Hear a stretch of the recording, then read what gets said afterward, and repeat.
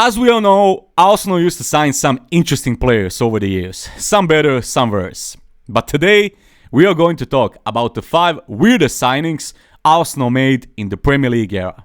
But before we start, don't forget to leave a like, and if you haven't already, subscribe to the channel for more daily content. Reminder, if you want, you can support me by becoming a channel member. Just click on the join button below the video. Also, you will unlock some exclusive perks. Right, that's it. So without any further ado, let's get into it. Number 5, Francis Jeffers. Francis Jeffers was seen as a fox-in-the-box type of player that Arsene Wenger wanted to sign to boost his attacking options. And Arsenal decided to pay £8 million to Everton to bring the player to Highbury in 2001. Jeffers was only 20 years old at the time, but he never really lived up to the billing, and his time at Arsenal was also plagued by injuries. Interestingly, he was at the club during the domestic double season in 2002 and the FA Cup triumph in 2003, but he failed to pick up any medals himself. To be fair, it wasn't an easy task for him to get some game time, as he was competing for a place with Thierry Henry and Sylvain Wiltord. So with all that considered, it was a weird move from the club to bring Jefferson in for such a hefty sum at that time, and only for him to be the third option on the bench.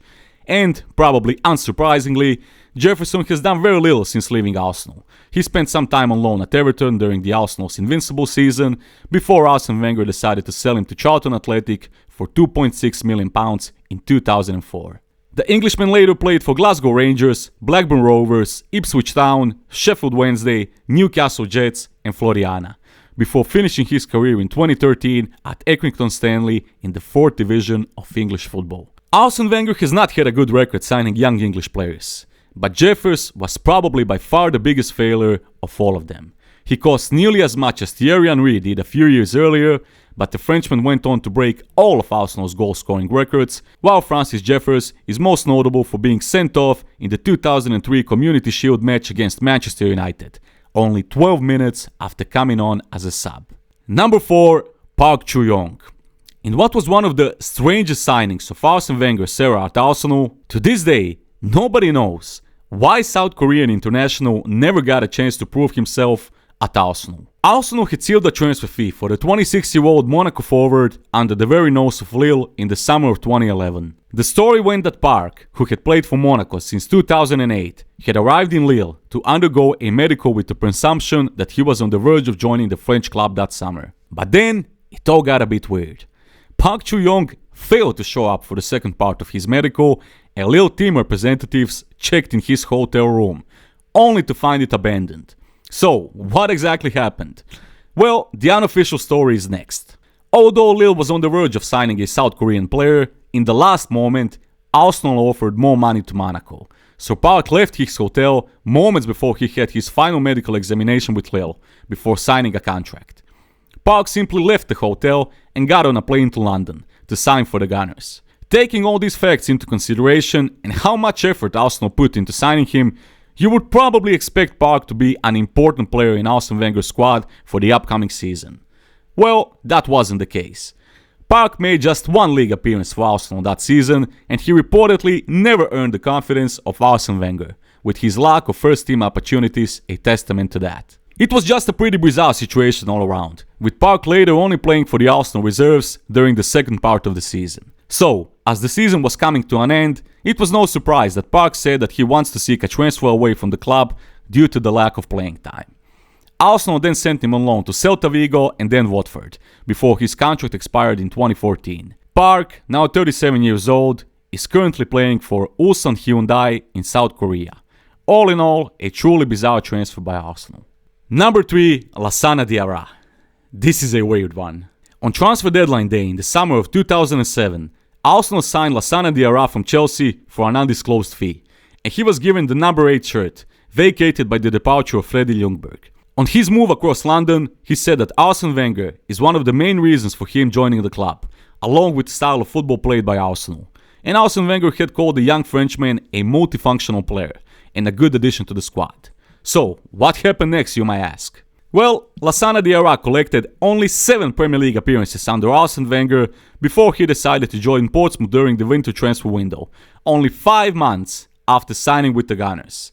And to make things even more bizarre, during that same season, Diarra won the 2008 FA Cup trophy with Portsmouth. And To make it even more bizarre, after his impressive spell at Portsmouth under Harry Redknapp, Lassana Diarra joined Real Madrid. To this day, it is still unclear what exactly went wrong between Arsene Wenger and Lassana Diarra. But here is what Diarra said after joining Portsmouth. I didn't learn anything from Wenger. All he taught me was how to doubt myself, how to doubt everything. Wenger never said a word to me until the day I left. He spoke to the others, but not with me. And he didn't stop at that, as few years later, when asked about his spell at Arsenal, Diarra said to L'Equipe, I proved to everybody that I was right to leave Arsenal. I went to Portsmouth and then I went to Real Madrid. So I was right. Honestly, what is the better club between Arsenal and Real Madrid? So in the end, it was a truly weird transfer, with Lassana Diarra playing for 3 different clubs in the span of 6 months. Number 2, Igor Stepanovs. According to Ray Parler, Stepanovs only signed for Arsenal as a result of a prank gone wrong. So here is what the Romford Pele wrote about Stepanovs in his autobiography. A few of us were on the bench, watching as he played in this trial game. Stepanovs is out there, and every single pass he made, the boys started applauding.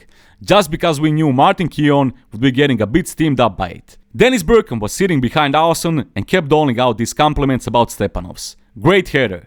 Unbelievable tackle. Igor kicked this one ball 20 yards away from where it was meant to go, but it still went to one of our players, so we all stood up clapping, with Martin muttering, he's not that good. He started to point out where he missed a tackle or a header. So when we got back to the training ground at London Colney a week later, we were in for a surprise. Igor was sitting there. I said, what are you doing here? And he replied to me, Arsenal signed me on a 4-year contract. Stepanovs made just 17 league appearances in 4 years for the Gunners and was a part of the infamous 6-1 defeat to Manchester United at Old Trafford.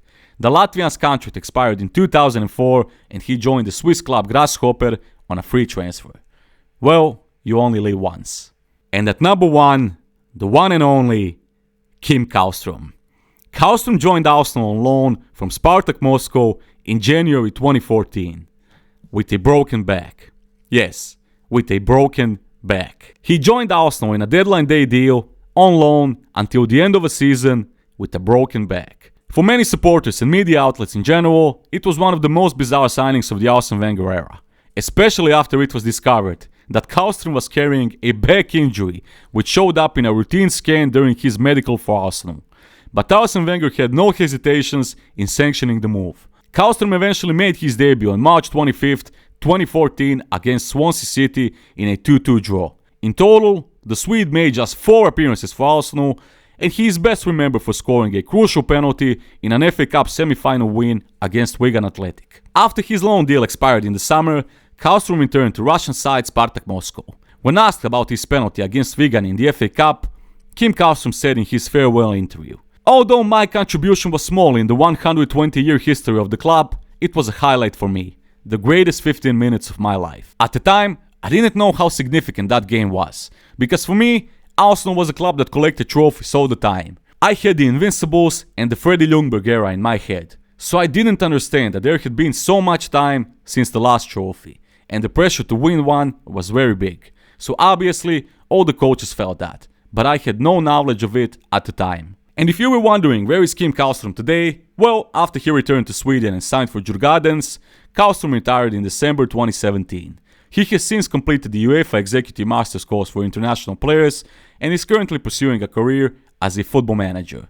And that is all, so tell me, what are your thoughts? What was the most bizarre Arsenal transfer in the Premier League era? Write down in the comments, I'd love to hear it.